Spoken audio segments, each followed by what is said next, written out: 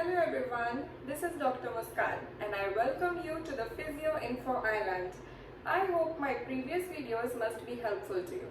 And today I have taken up a very common yet very confusing topic, and that is the difference between frozen shoulder and rotator cuff tendinopathy or injury. अब इन दोनों cases में patient complain करता है कि shoulder pain है. Now it comes to the physiotherapist that how will we diagnose कि वो frozen shoulder है या फिर रोटेटर कफ की कुछ इंजरी है या टेंडिनोपैथी है. So let's take it up in a quick way. In frozen shoulder there will be a dramatic reduction in the range and the joint will be feeling more stiffer. Okay, ये एक joint और capsule based condition है frozen shoulder की, and इसमें जो हमारा joint है वो कम्प्लीटली फ्रोजन और स्टिफेंड फील होगा, right. And both active as well as the passive range will be reduced. हमें फील होगा that the end feel is restricting, कुछ रिस्ट्रिक्शन है उसको मूव करने के लिए. This whole area will be stiff. This is frozen shoulder. And about 50% of the external rotation will also get compromised. Okay, the patient will be having difficulty in moving the arm back.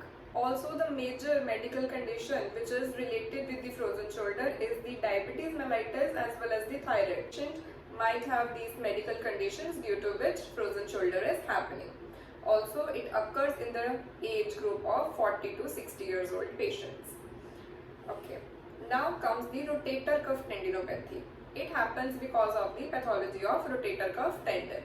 Okay, and इस case में rotator cuff tendinopathy में कोई dramatic reduction नहीं आएगा range of motion में. Okay, but when we will give the resistance test to the movements of the shoulder joint, what will happen? The patient will feel massive pain because of the reduced strength and the increased pressure on the tendons.